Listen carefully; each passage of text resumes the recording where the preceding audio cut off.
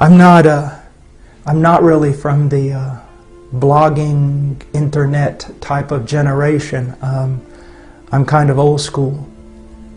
And I suppose all that stuff really has some value to it, but as I wrote recently, it really just burdens my heart, you know. You see all these young men blogging and fighting over theological nuances. And in a way, many of them haven't lived long enough to even know or at least experience what they're talking about. And we'll sit there and we'll fill up the internet with this kind of stuff when there's literally billions of people who've not heard the gospel. I mean, it's insane. If you're listening to this and you're a young man, this is probably not your time to write a book and change the world or have a blog that gets hits from all over the planet. This is your time to prepare yourself to become a man of God. Not to be on the internet, but to be alone with God in prayer until He pours out His Spirit on you and makes you a useful servant. And then go out and don't be involved in pouring water on a land that's saturated. Go out with your life and preach the gospel to the nations that don't know Christ. Why be alive? The need is tremendous. But I'm not going to tell you that the need is so tremendous and God won't get it done without you. God will get it done without you. But what a loss. What a loss of joy. You know, I invite you to a life of just real sacrifice and a life of joy unspeakable and full of glory. Some of you young men, you need to think about this.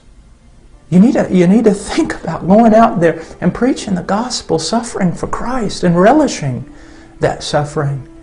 Now, I'm 49 years old and my body is broken into a million pieces. Like Robert Murray McShane said, you know, the Lord gave me a message and a horse, and I've killed the horse. And I feel that way, but I can tell you this, I'm glad. I'm glad. He's worth dying for, young men. And don't waste your life trying to be a theological expert to a bunch of people who already probably know more than you do. Get out there and preach the gospel. Go to the fields. Go to the places where it's dark.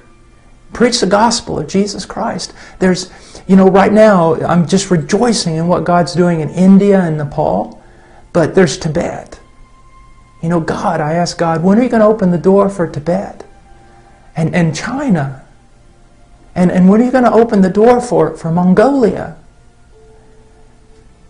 A friend of mine out in California, an acquaintance of mine, Larry Pan, he has on his website or whatever, he said that he would rather be on the front lines preaching than jostling for prominence on the stage.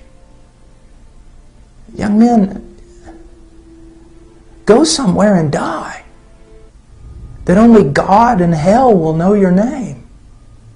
God because He loves you, and His Spirit is powerful upon you, and hell because hell hates you. Go somewhere and preach the gospel. You know, I sometimes read the Puritans, and well, I like the Puritans a lot, and Martin Lloyd-Jones and Charles Spurgeon, and then I look at the modern day preachers that we have been so blessed with. You know, men like John MacArthur and John Piper and Joel Beakey, and so many brilliant men, Wayne Grudem, and all these men. They're older men, and they've studied a lot, and God's given them a voice. Young men, don't try to be them, at least not now. And don't think that America needs you so much. it's better to sometimes to be a... if I preach in the United States, I'm just another preacher. But to go overseas and preach where no one's preaching, even if you're as pitiful a preacher as I am, you're the preacher. Go somewhere where John MacArthur and John Piper are not,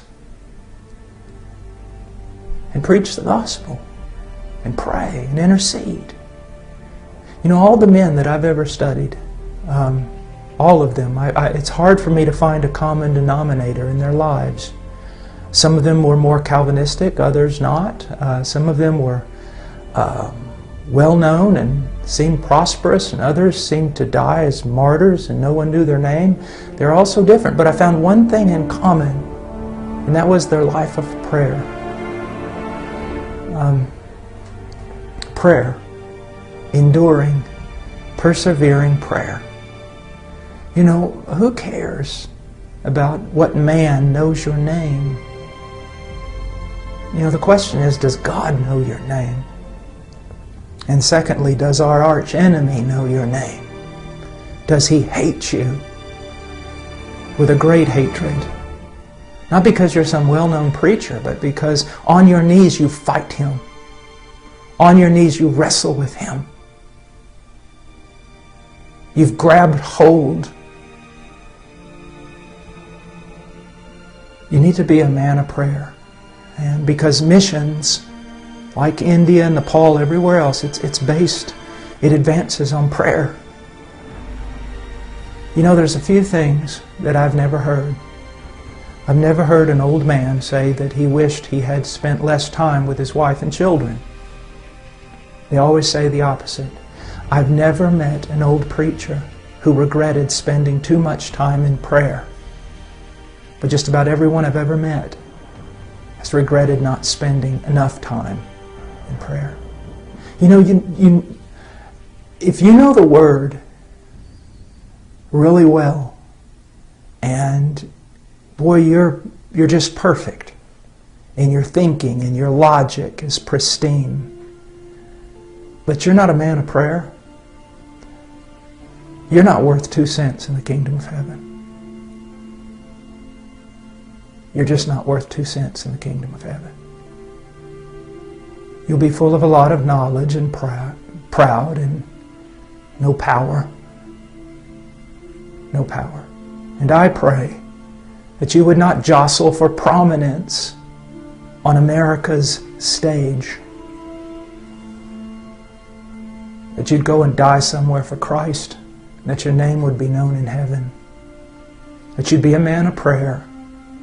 That you'd study deeply, not in order to preach to other brilliant men, but to preach properly to those who have never heard, and to pastors whom God has raised up in foreign lands who've never had the privilege of studying as you have had the privilege to study. Well, this was impromptu. I got back, I guess it was yesterday, from India and Nepal, and tomorrow I head out to the strange land of California to preach. So I'll be needing your prayers. And then when I get back, I'll going to have several weeks just to kind of get back in the groove of things here at Heart Cry, and especially to get back with my family, with my wife and my 3 little children. Please, I covet your prayers.